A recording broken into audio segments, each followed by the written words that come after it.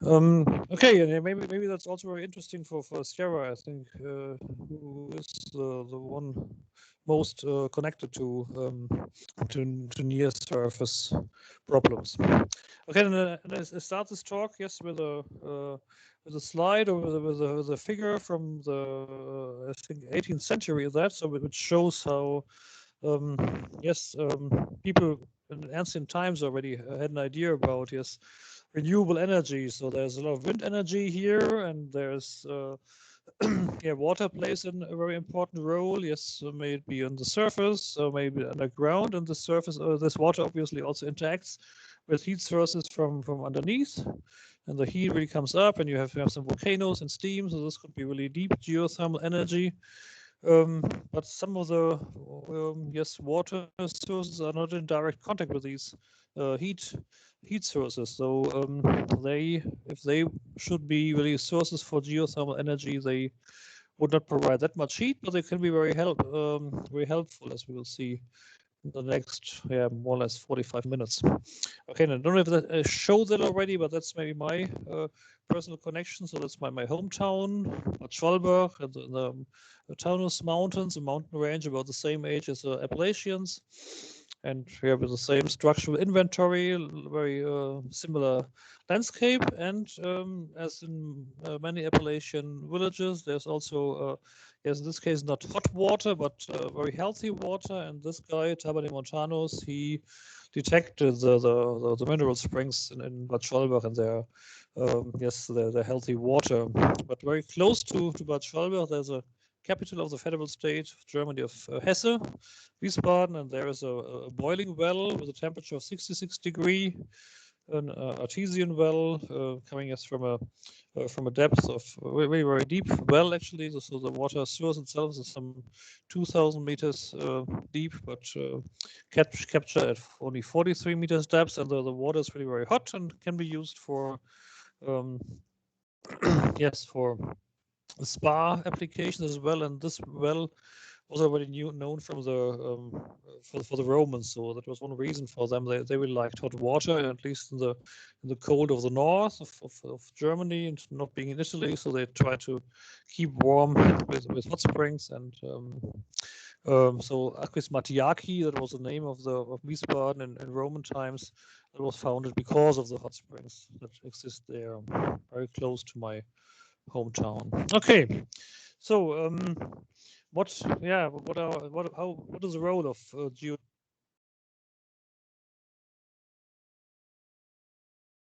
This talk is a little bit focused maybe in Germany and the German perspective, and it's also not the most actual numbers. So I gave this talk first in 2018, I guess. So the numbers are also from maybe some 3-4 years ago, but the situation is still about the same. So to the left, you see a figure which shows first of all the production of electricity from renewables and how much they really take part in energy production in Germany. And you see really from 1998 to 2008, there's really a strong increase of some 15%, and it was prognosticated in 2015 about that the total amount of renewable power production in Germany would be about 30% in 2020, and that's actually really the case. And there were even some more optimistic prognosis made by industry representatives up to almost 50%. So that far we're not, but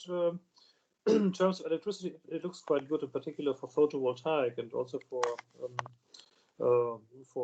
aeolian energy, at least until the early 10s of the 21st century. Then it really ceased slightly due to some legislations which not allowed to place aeolian power plants closer than 1,000 meters to villages. So this restricted really in this densely populated country, Germany, the possibilities for that. But still, we have a quite good outcome for renewables, not as good as Norway or Austria, where it's almost 100% water power in first place, which they produce. But we are, I think, in terms of electricity, in a good way. Could be better, of course, but it's going quite well. And always this with a perspective of shutting down the last nuclear power plants end of next year, end of 2022.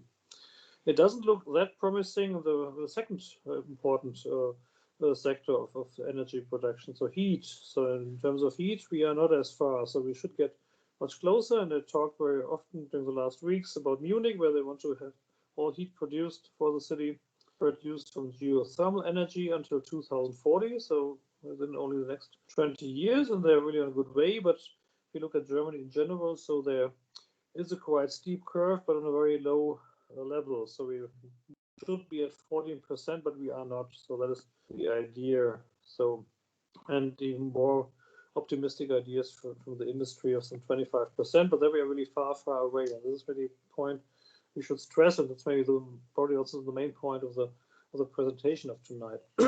So what can we do in terms of yes, heat production that is mainly near geothermal energy we've been talking about? And when we talk about not only all geothermal energy, but in particular about renewable energy, but in particular about geothermal energy, then we see, okay, the prospect is not that optimistic. So in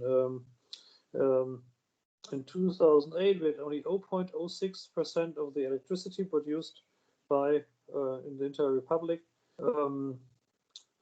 by geothermal measures, and that's mainly two power plants, one in the southwestern Germany in Landau, and then there's one close to Munich, and also the heat production is 3.6%, also two big part really produced in the Bavarian capital, so in Munich. So that's most of that, and yeah, that's just here an example of how much land surface would be necessary to use for heat production in geothermal energy. So in 2008, it was some 130,000 hectares, and this would be necessary to increase really significantly to make it really, yes, a measure of some.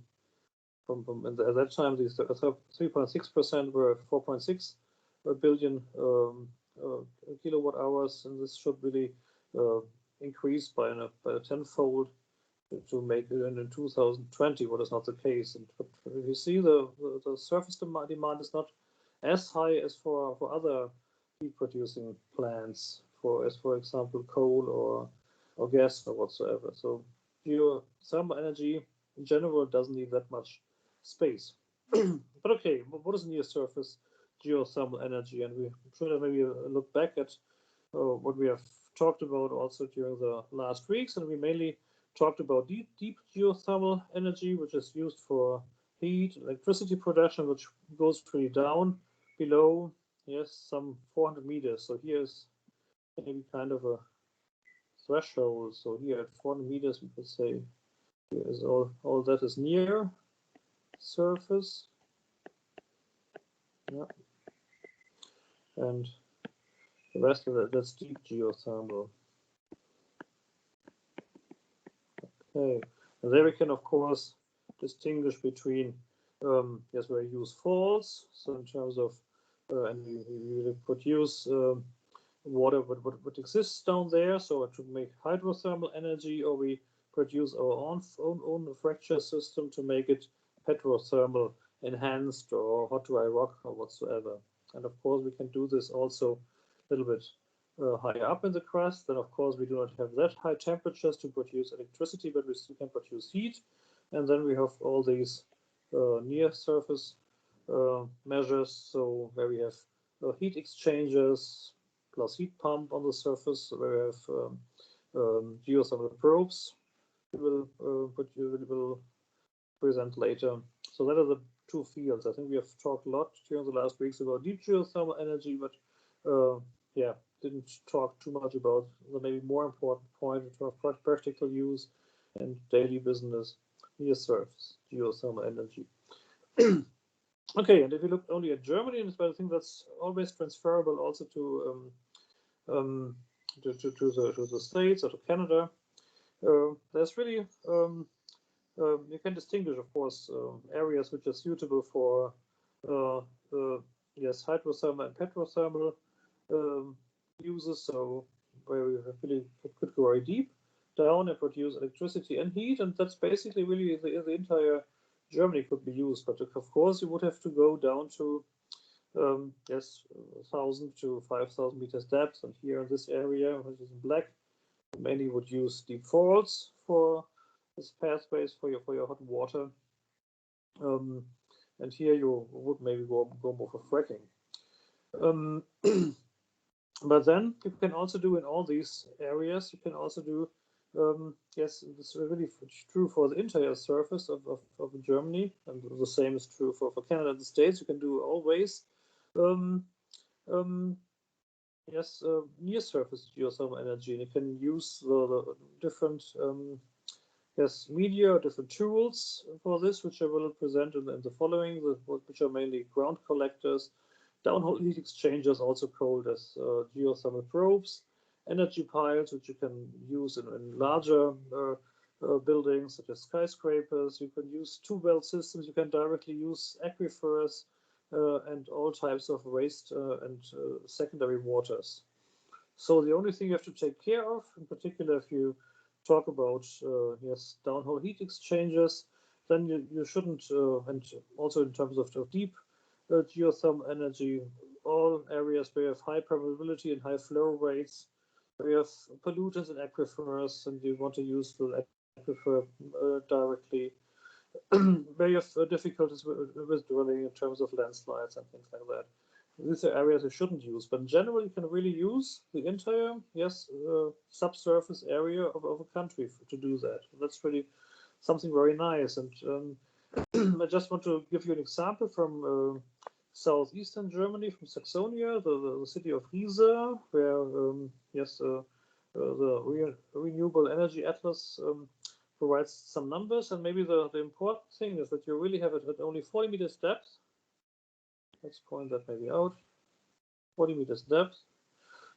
You produce really enough heat. So the what you need really for heating of a one family house are maybe 12 kilowatts, and this can be reached with only 6 downhole heat exchangers or yeah, geothermal probes at 40 meters depth, and then you have really more than necessary heat for heat supply. Although the temperature you reach is maybe some 19-20 degrees, but that's enough for yes, for your heating system of a house, so to keep it warm enough for the winters. And if you go even deeper, so at 100 to 130 meters depth, what is really the maximum depth, what in Germany at least you use for geothermal probes, then you need only one or two of these heat exchange systems, geothermal probes, at let's say 150 meters to get sufficient energy for heating one house. So that's really a high potential. There's no need really for looking at an increased geothermal gradient or whatsoever, because yes, the radiogenic heat from the Earth is always sufficient to make that possible. It's just a question to make drilling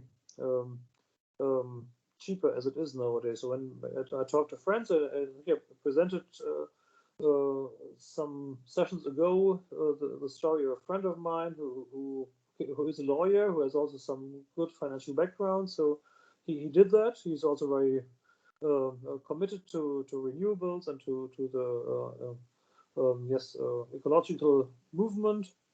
So he did that, but he says he needs really 20-30 years for compensation time until this really pays off. And many people think on a shorter term and say, okay, it's still cheaper for me on a short term to have a modern gas heating system than making this investment for drilling for some 100 to 130 meters depth, what costs a lot of money, of course, plus all the installations, these high starting costs, and distributed more evenly over the next years, and don't have that long compensation time. So really the main important point for a lot of people is not to invest in geothermal as really the high starting costs actually.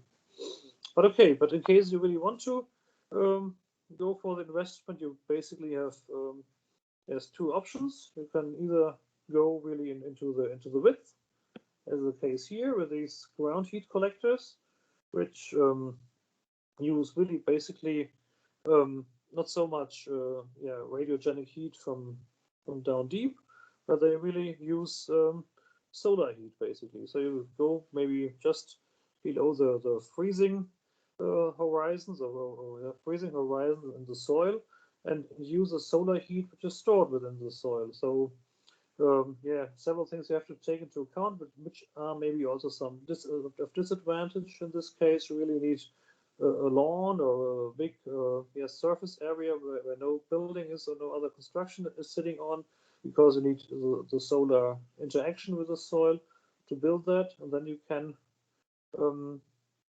do that. Okay, you can have another second option. You can also have a structure which I will present in a short while. So these geothermal heat cages or geothermal heat baskets, you could say as well, which are structures which look more like some coils, and which go slightly deeper, maybe 4 to 5 meters deep, and which do not need so much space because they go slightly deeper. But you really just exchange the few degrees Celsius which you have in the soil. It's really not more than maybe some 10-15 degrees or so, and then you have a heat pump, and I will explain the principle of a heat pump also in a while.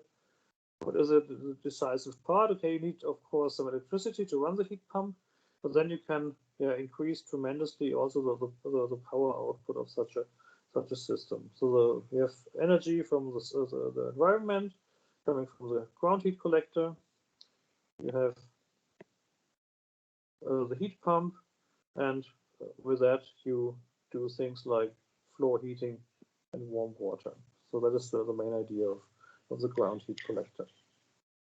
Okay, and what is important, of course, you have to keep it underneath the penetration depth of frost, and you you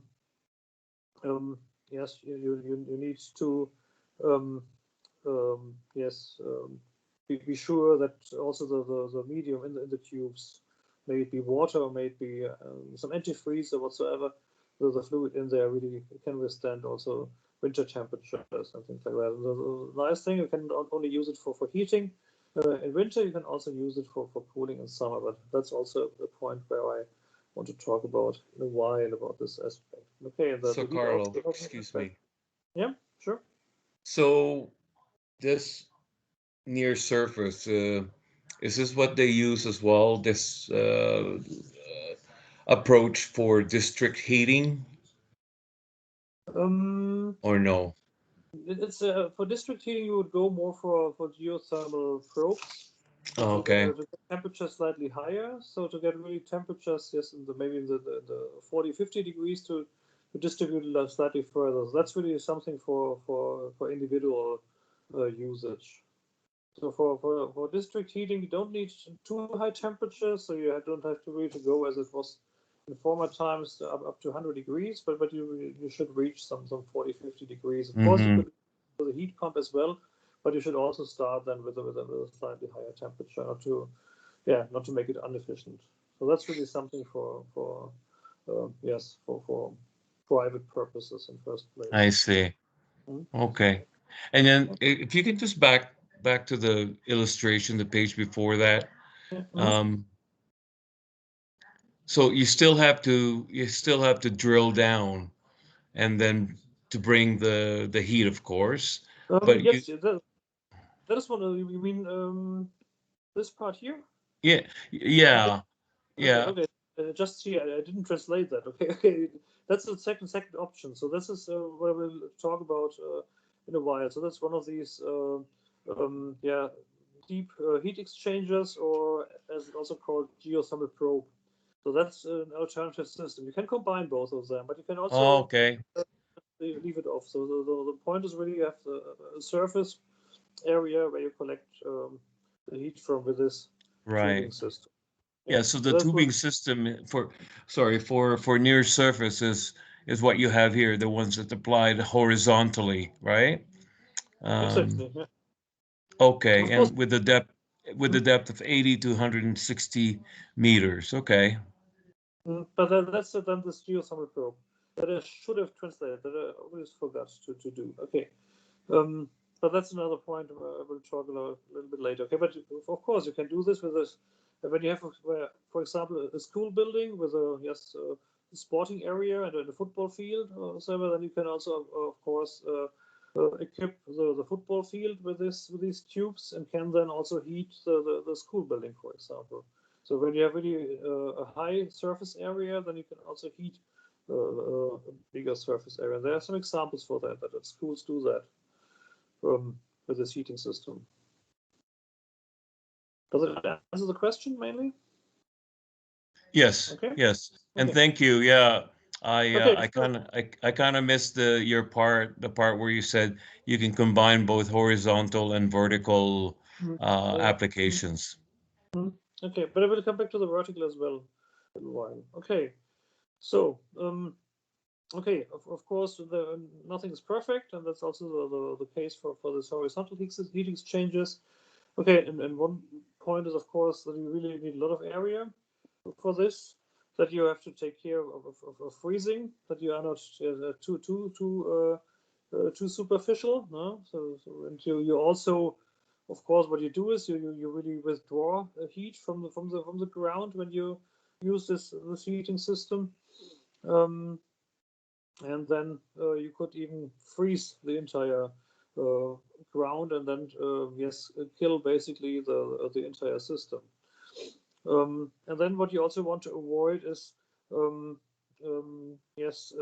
area with very high permeability and where water is just flowing through. You really want the water to stay and to keep warm. So no too high flow rate is also something you do not want to have in the first place. Okay, and then as I told you, you do not have always to to stay in the surface or in really horizontal dimension. You can also use these energy exchange baskets or heat cages, or however you want to call them.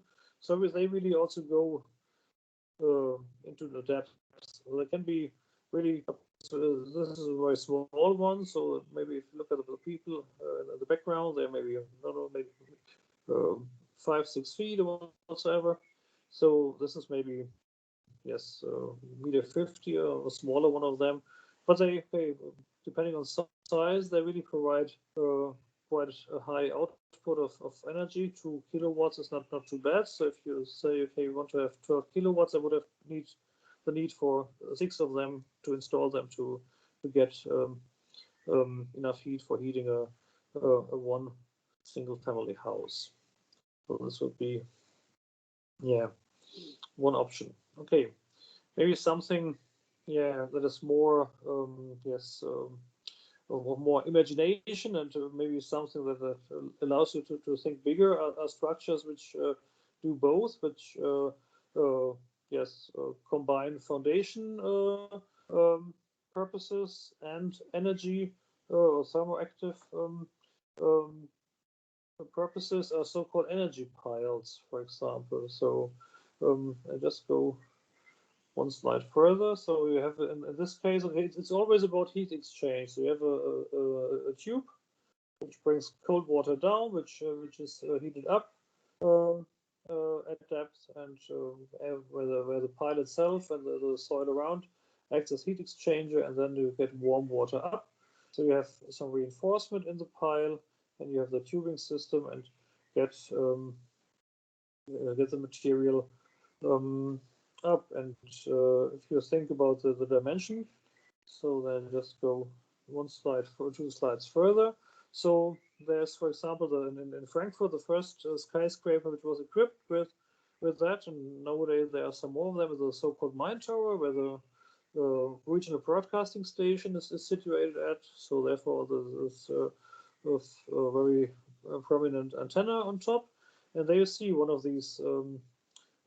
Several of these piles. So in total, they have 13 piles, which really form the foundation of the entire system, which were have a length of some 50 meters. And then if you think, for example, in Frankfurt, a city with really a lot of pavement, of course, on the road, there the groundwater has some 20 degrees Celsius. That is temperature really you can deal with, and with which you can then heat during the winter buildings, which are, yes, in this case, some 250 meters high. And the highest skyscraper in Frankfurt, the Commerzbank Tower, okay, with some 300 meters, is also entirely heated with this geothermal system, or near surface geothermal system. And the nice thing about it, that's also only good for heating in winter, but also for cooling in summer times, because what you do is, okay, you have a situation where you have these energy piles here, and in the summer, of course, you can transfer all the heat from, from computer systems whatsoever, servers and IT infrastructure whatsoever. You can bring it down and really transmit it to the surface, store it there. At the same time, you can bring up what you see here as relatively cold groundwater, and can cool with that the building. And then you have a quite nicely warmed up groundwater. So in this case, 12 to 16 degrees. In Frankfurt, it's even a little bit higher. And then in winter, you can bring back the heat from the subsurface, from the soil, and transfer it via the heat exchangers into the building and heat it. And then in spring, you can start the area around. And as you see, we do the system. So you have a 5-story building. So this would be some 20-30 meters, but it can even go down to 50-60 meters in case of buildings of skyscraper dimensions. So anything I did forget? No. So anything else important? Okay, maybe just for those who are interested in numbers. So the output, if you think about these heat cages or geothermal baskets, they provide up to 2 watts. So here we have the 10 to almost 50-fold of thermal extraction output. What we get, but of course you have also bigger buildings you want to supply with heat and cooling during summer. Okay. Carlo? Yeah, sure. Carlo, do you have any data as far as savings on consumption? Once these systems were put in, was there a significant savings on the electrical, the hydro bill because of these systems? So actually, I don't have numbers. Okay, they do not do any savings on electricity because they're really pure heating system. Okay, of course, when you think about air conditioning, okay, this would lower the cost tremendously because you do not need to have a electrically driven air conditioning. You would do all that with a cool coming from underneath. But I do not have actual numbers for that. That's something I would have to look up for you. But I can do that, of course. Yeah. Okay, I can find out myself as well. Okay, but you can also simply for this platinum standard. So for this platinum standard thing. So what is provided by this LED organization, and which should also have numbers in terms of what are the energy costs and what is the saving. Okay.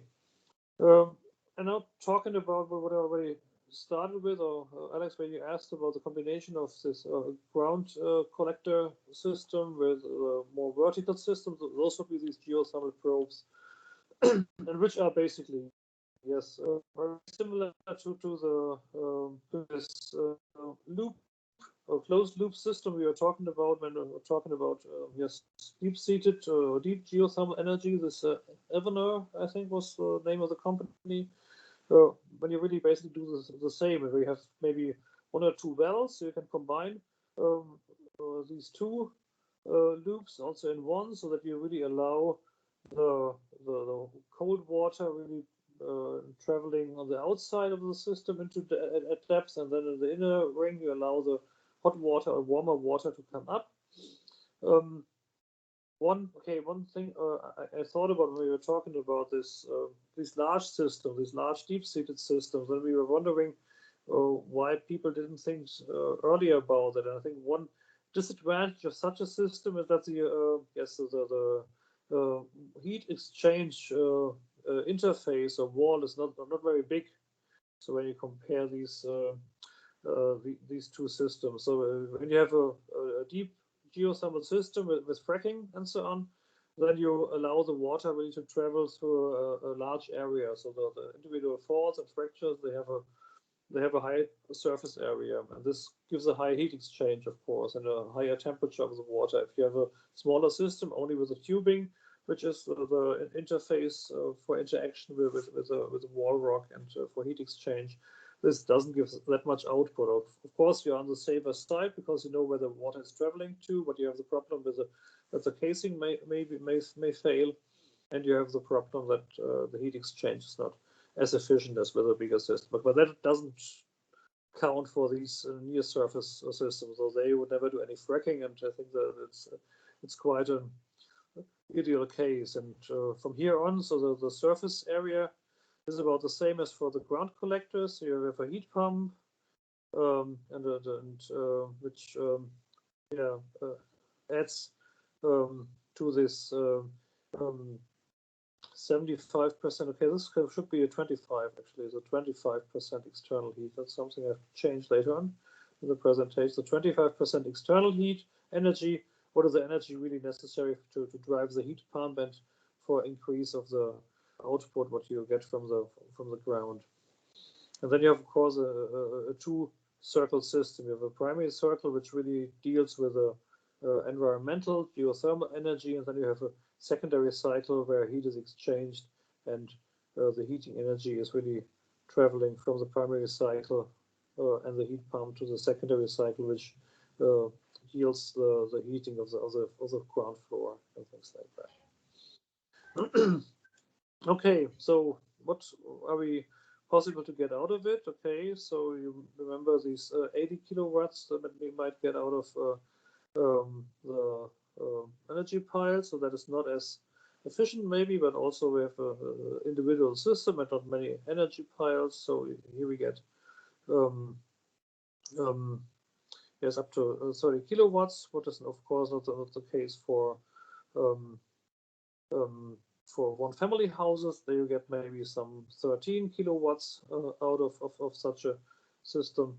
And of course, the nice thing is that you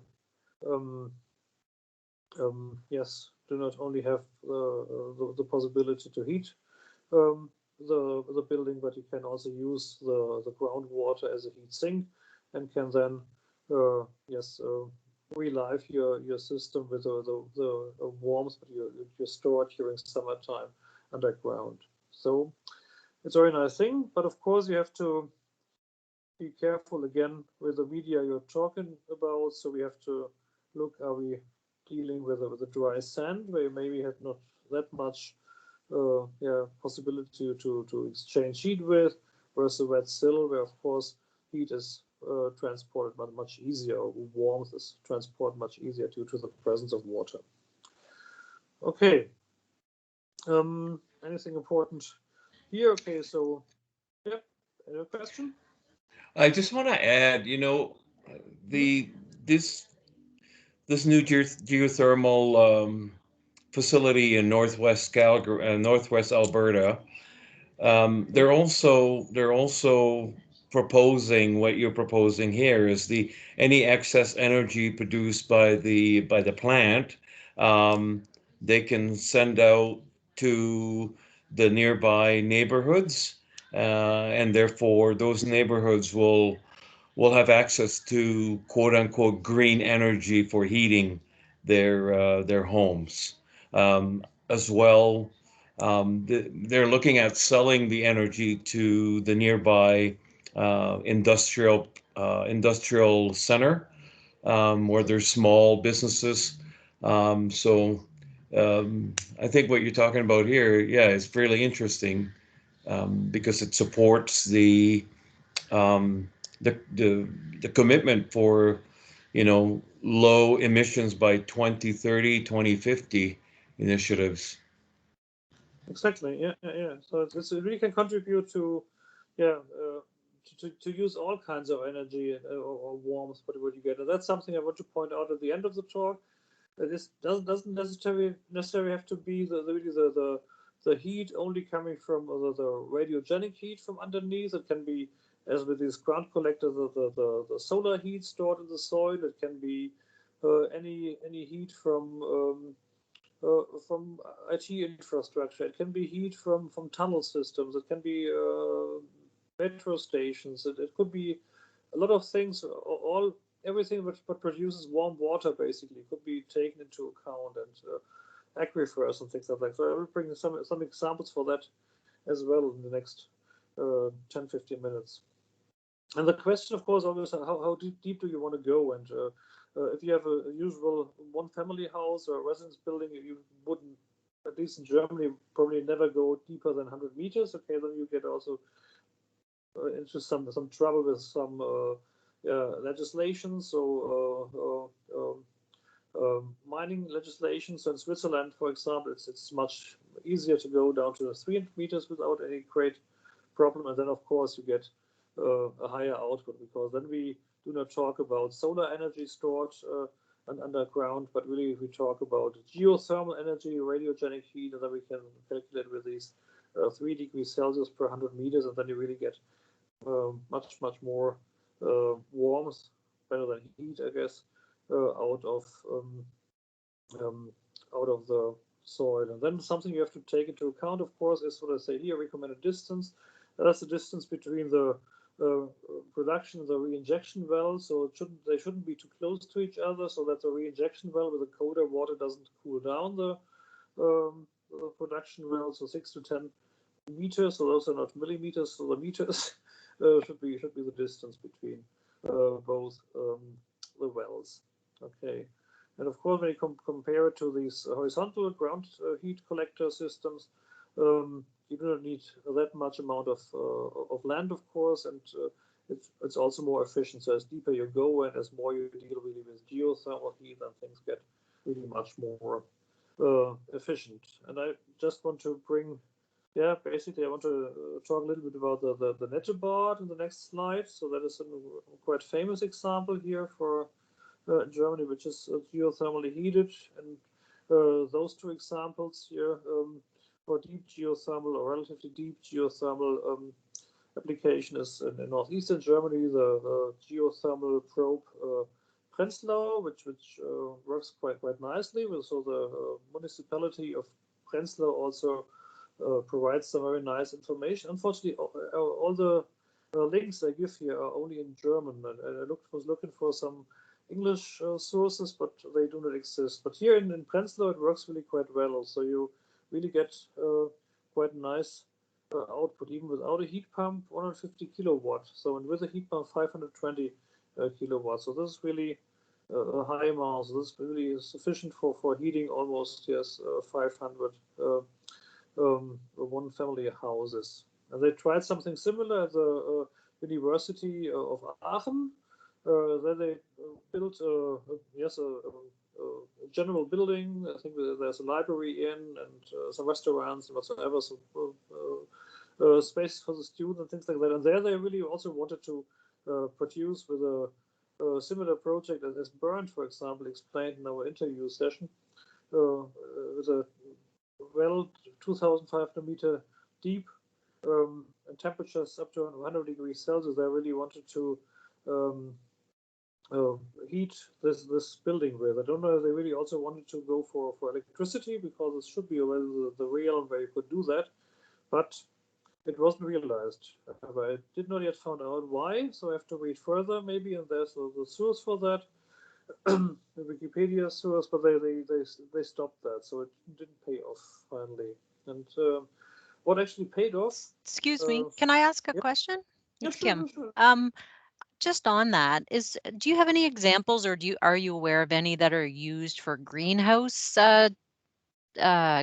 operations? Like these are either individual developments for housing, or I see the public swimming pool, and we do have a public rink here in Canada, in Eastern Canada, that is done from mine workings. But when you start talking about the deep geothermal, I'm just curious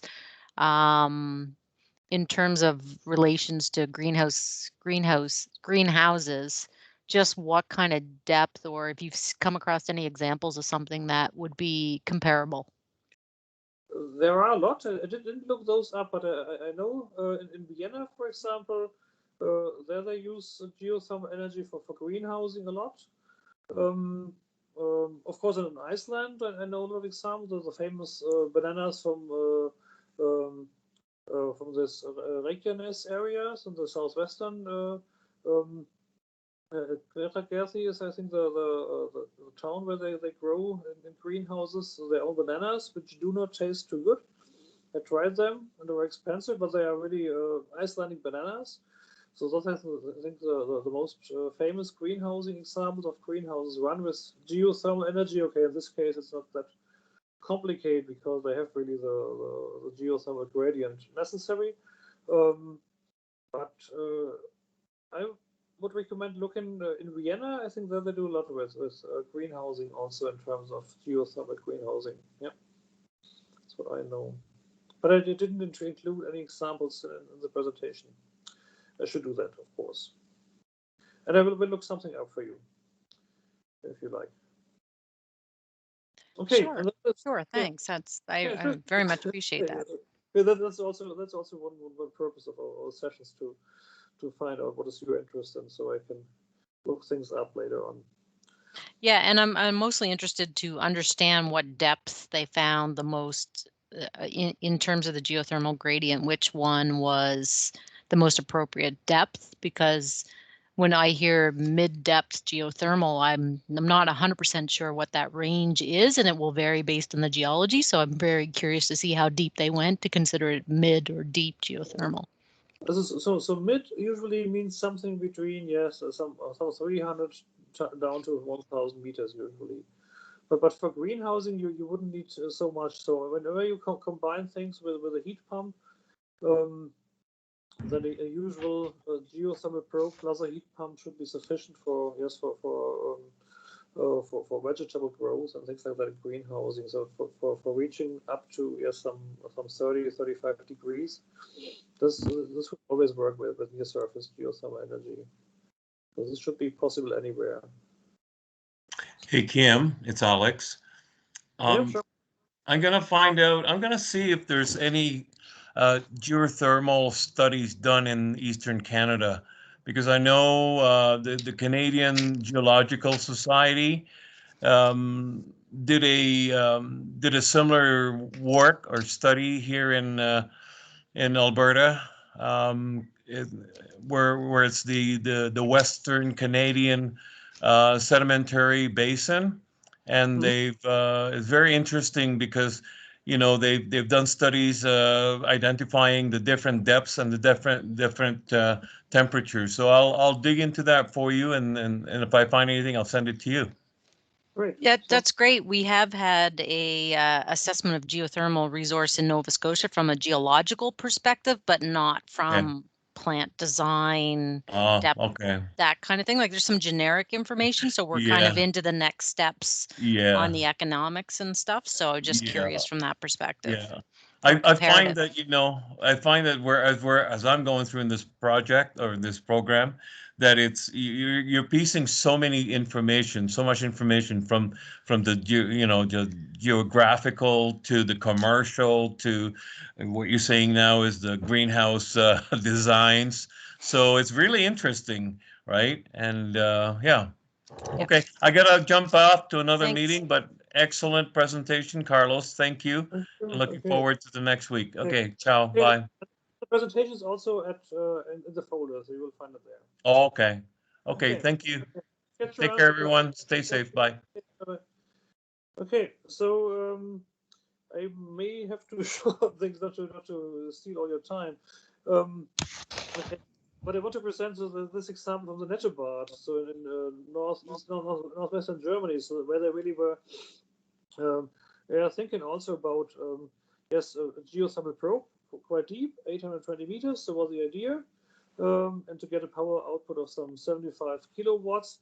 And just to give you the dimensions, so the heating of the water expected was some 4 degrees Celsius. They want to heat it up to 9 degrees Celsius, and wanted to get a final output of only 850 kilowatt hours per year. So that's maybe a number for Alex as well. So they want to save 15% on heating costs. So to pay off for maybe 100 heating for 100 single family houses. But the nice thing, the interesting thing was that they maybe they didn't do the proper geology before, but they really found more than they wanted. So at a depth of only 360 meters depth, saving really a lot of drilling costs as well, from 820 to 360 meters. They found a saline brine, and that's maybe the big pitfall of the entire thing. So that the brine was not really pure water, but it really contained a lot of sodium and calcium and chlorine and things like that. But the temperature was really very promising. So applying a heat pump, they came up to 55 degrees Celsius, and then re-injecting that. So they didn't use one coaxial probe, so a construction like that, but they made it two wells basically. So one production well and then a re-injection well, which they placed some 300 meters away, of course, downstream from the production well, and got a power output of 4,000 kilowatt hours per year. So more than 4 times of that. And that made a 60% saving. So they really were able to get with the calculation, 600 single family houses paid off in terms of heating demand. Okay, but the big problem was the saline brine. So they really contained a lot of calcium in particular, so which caused some scaling. So they ended up then with scaling problems. So the entire well often clogged, and the heat pump didn't work as it should have done. So the operating hours were very low. So very often the system was just down, and they needed to use a secondary conventional heating system for the netted bath, for the pool itself, and so it didn't pay off that much as they want, but it's still running, and it has its pitfalls, but it's a very good example for getting from a usual geothermal probe to a doublet of two production and a re-injection well, and running that. So that's something that you can do also, even if the water is not the most favorable one. So much nicer would it be really in terms of scaling to have really pure or less minerals containing. Okay. I was talking a lot about heat pumps already, and I think that's a chapter we should always take into account. And a heat pump basically is working like a refrigerator, just the other way around. So you do not want to cool things down. So you do not focus on this part of the circle where you cool things down. So where you get from hot, red or lighter colors to blue, cool colors. So what you do is you have the heat, in this case geothermal heat, what you get from the environment, and you bring the heat into the medium which contains the heat, in this case the water, into a compressor, and compress the medium. And by that measure, by this adiabatic heating, you increase the amount of heat in the medium, and this heat you can then release to the secondary cycle, to the heating cycle, and then of course you allow the heated up medium, which is in this case very often a steam, then to cool down, to release heat again, and to condense, and then to expand again, and the entire circle starts again. Maybe we go first to this, where you see the physics of all that. So that is this point where you started, and you see different this temperature pressure diagram. So that's the room where all this plays. You see different fields. You see a field of liquid, team of gaseous phase, a steam, and a superheated steam. And you try with a heat pump, you try to get from the liquid, the steam part, where you have maybe a medium which is able to be gaseous at low temperatures. You start to evaporate it and get it at temperatures of maybe some where it gets warmer, and then you compact it, and with the compaction, with this adiabatic heating, you get higher temperatures, and those are temperatures you can let's say here some 40, you start at some 10 degrees then, and you go up to some 60 degrees, and this warmth you can then give to your heating system, and then you allow the steam to condense, and temperature goes down again, so you're then at the end of some 30 degrees, and with the expansion, that will be the part where we come into the refrigerator, temperature goes down again, even under the freezing point. So that's how the entire heat pump principle works, and that makes that they're very efficient. And it makes it efficient because you do not need to introduce too much external electrical power. So you get maybe, let's see, from underground 3 kilowatts as the let's say the enthalpy from the surrounding, the enthalpy at the beginning of the process, and then you add some electrical power while doing this evaporation compression process, and what you get out is then the produced thermal power of 4 kilowatts. So that is what you get. So you increase your entire output by 25%. Okay, the same amount as you put in by electrical power, but the heat you produce, so then 25% more, and that allows for better heating, of course. And that's the entire idea behind the heat pump. So you get a better output of 25% in this case. It could be even higher depending on this coefficient of performance. As higher as that is, as better, of course, the efficiency of the heat pump. Okay, so I don't know if I should go too deep into that. Okay, you can also do this part of this heat pump process by using not water as the medium inside the tubes of a geothermal probe. You can also use a antifreeze, or can use even gas, a high pressure CO2, which you then allow to get down in the well, where then also due to the heat or the warmth of the surrounding expands, and this expansion heat you can then also use in a heat exchanger to heat the secondary cycle of the entire system, and to produce enough heat. Okay, it's I think not so easy to handle with this compressed CO2 in this case. Water is always easier to handle, but you have a very high efficiency of that. But I unfortunately didn't find any application example for that. Where we have quite nice examples for is something very similar to this Nettebad. So what is also a two-well system. So you have a system where you produce from on the warm side, basically, where you produce heat during the winter, and a colder reservoir possibly, where you produce cold basically for the summer, and store warmth in. So, and an example for that would be for example, something that happens in the German Parliament building, so in the Reichstag building, and actually the entire surroundings. So a lot of buildings in this entire complex. So that's the Reichstag itself, and then we have several other buildings connected to it. So Jakob Kaiser building, Paul Löbe building, and so on and so on.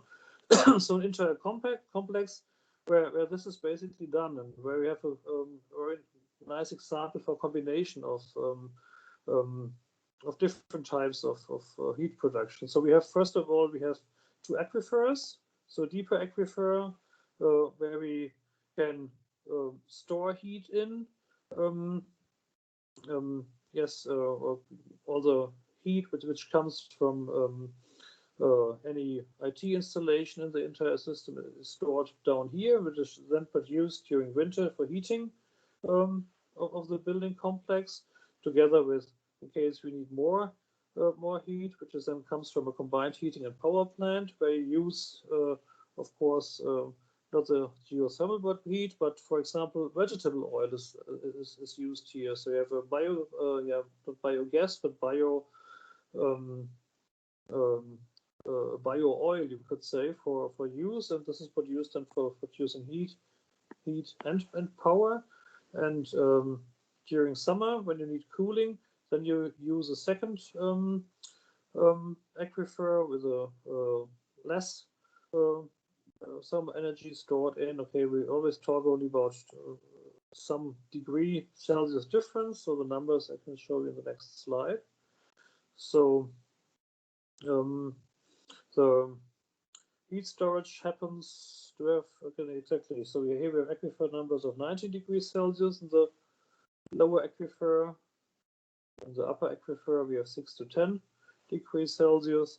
And this is then used really for cooling the building in summer, and the heat for the winter heating comes from this deeper horizon. I don't want to go now through the entire individual figures. Okay, that's maybe also something more for your personal reading. So where you really see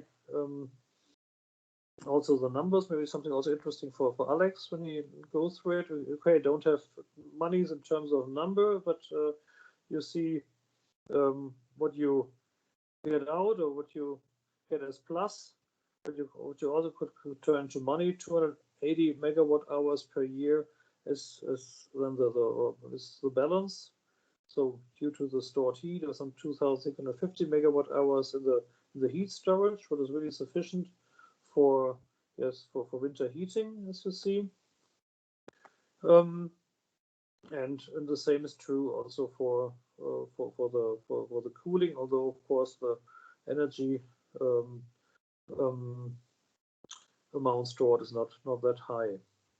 Okay, and just to bring it to an end, to other examples, which other kinds of water you could use. And for example, in Switzerland, where they have, of course, a lot of railway and street tunnels, yes, due to the very mountainous topography, there are also water flows along the tunnel walls. And this water interacts, of course, also with the rock.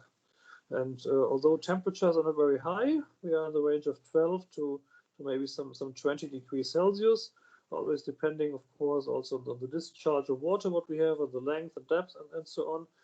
But this water can also be used for heating purposes. And that's really also a lot in terms of kilowatts, what you can get out of that. And that's, yes, what would be also very well possible in the Rockies or in the Sierra Nevada as well, wherever you have tunnels, and even in tunnel systems and in big cities, or metro systems also provide a lot of heat, simply because the engine heat of the metros also transfers to the tunnel itself.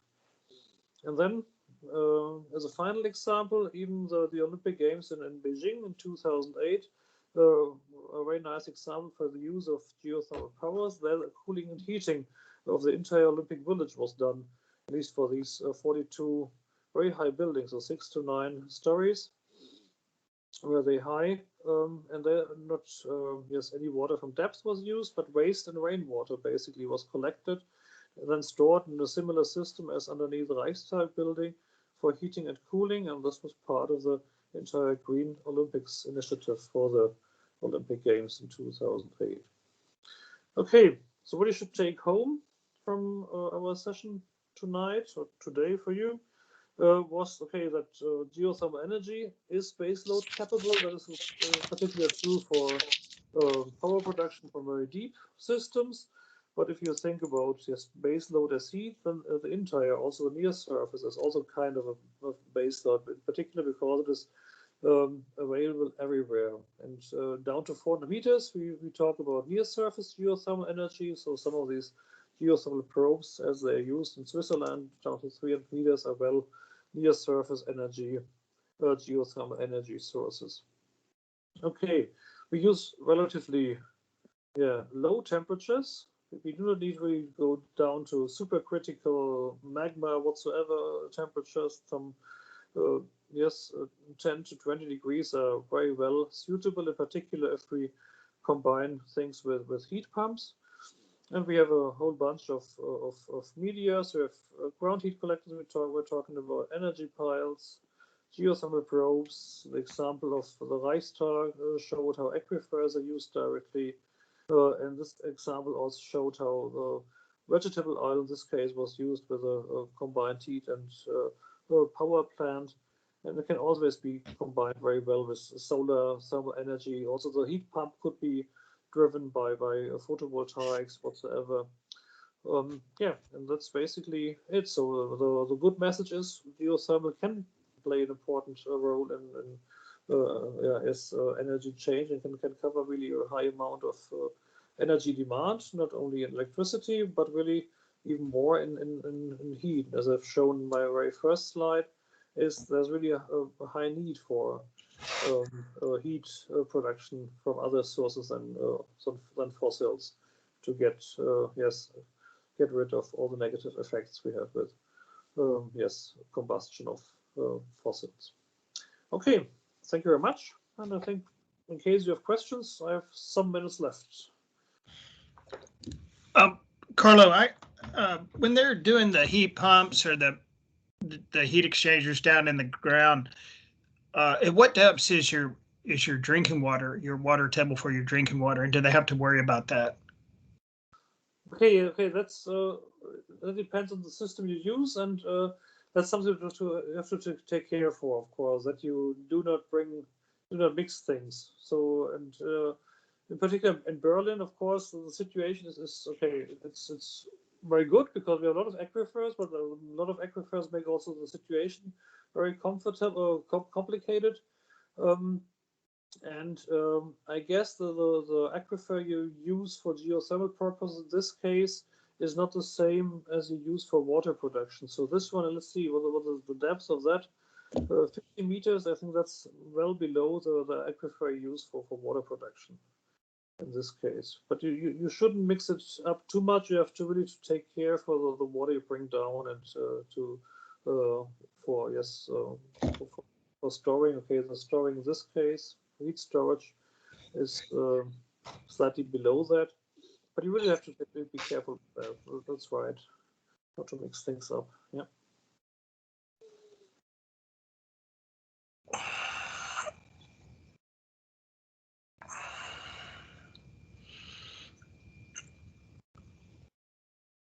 Any other questions?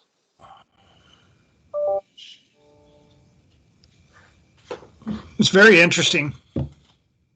Yeah, it's also a field. Okay, not very much. Didn't come too much from the near surface geothermal energy. So when I started dealing with geothermal, I was always thinking